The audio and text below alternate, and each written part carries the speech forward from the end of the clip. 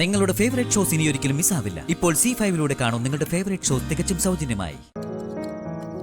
അതിനു മുൻപ് സഹോദരന്മാര് വന്ന് ഉപദേശിക്കാൻ തുടങ്ങിയോ? എന്റെ ജീവിതം പോലെ ഇവളുടെ ജീവിതം തകർന്നു പോവരുത്.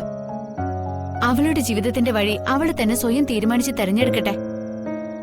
അവളിപ്പോ പഠിച്ചുകൊണ്ടിരിക്കുന്ന പെണ്ണ കല്യാണം പോലുള്ള ഗൗരവമായ കാര്യങ്ങളിൽ സ്വയം തീരുമാനം എടുക്കാനും നിലപാടെടുക്കാനുള്ള തിരിച്ചറിവ് അവൾക്കായിട്ടില്ല. അത് തന്നെ എന്റെ അഭിപ്രായം. ആ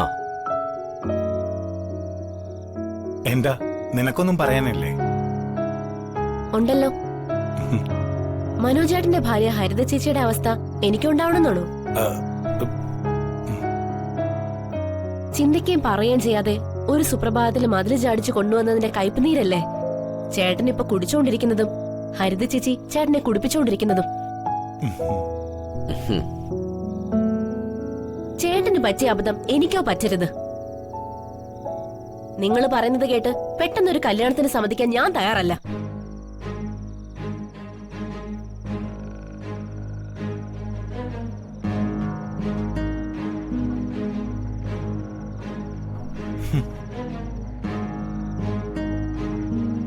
മോളെ, ഞാൻ പറയുന്നത് വിവാഹത്തിന് നിർബന്ധിക്കാനാണെങ്കിൽ വേണ്ട ചേട്ടാ. സുചിത്രേച്ചിക്ക് വിദ്യാഭ്യാസം കുറഞ്ഞതുകൊണ്ടാ അടിമയെ പോലെ ഇവിടെ ജീവിക്കുന്നത്.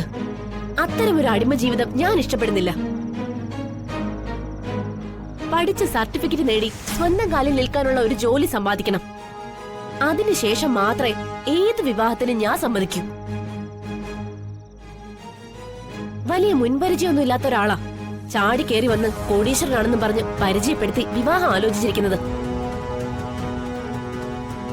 എന്റെ അവസ്ഥയിലുള്ള ഒരു സാധു പെൺകുട്ടി മറ്റൊന്നും ആലോചിക്കാതെ ഈ ബന്ധത്തിന് സമ്മതിച്ച അതൊരിക്കലും ശരിയാവില്ല. അതാ ഞാൻ പഠിച്ചിരിക്കുന്ന ജീവിത പാഠം. എന്നാലും ചില കാര്യങ്ങള് ദയവായി അവളെ ഒന്ന് ടോർച്ചർ ചെയ്യാതിരിക്കുക. സ്വന്തമായിട്ടൊന്ന് ചിന്തിക്കാനെങ്കിലും അവളെ നിങ്ങളൊന്ന് അനുവദിക്കാം. ശരി, സ്വതന്ത്രമായ ചിന്ത തന്നെ നടക്കട്ടെ.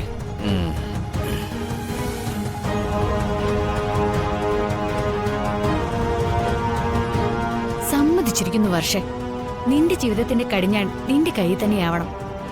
ചേട്ടന്മാർ ഈ ബന്ധത്തിന് സമ്മതിക്കാൻ നിർബന്ധിക്കുന്നത് എന്തുകൊണ്ടാണെന്ന് മനസ്സിലായോ? മനസ്സിലായി. ഭാവിയിൽ വിക്രമിന്റെ പോക്കറ്റിൽ നിന്ന് കൈയിട്ട് വാരൻ.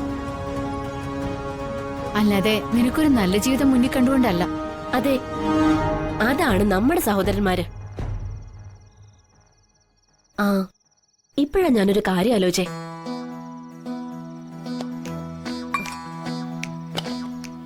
ചേച്ചി കഴിക്കേ.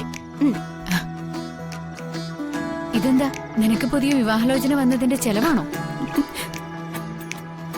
എന്റെ ക്ലാസ്മേറ്റ് ശ്യാമില്ലേ, അവന്റെ വീട്ടിൽ നിന്ന് കൊണ്ടുവന്നതാ.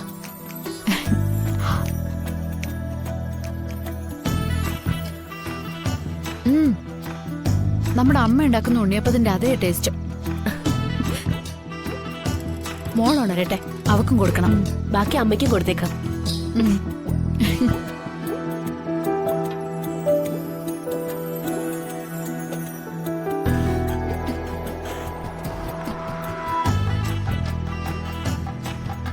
ഡൗൺലോഡ് ചെയ്യൂ C5 ആപ്പ്. കാണൂ എല്ലാ എപ്പിസോഡുകളും സൗജന്യമായി.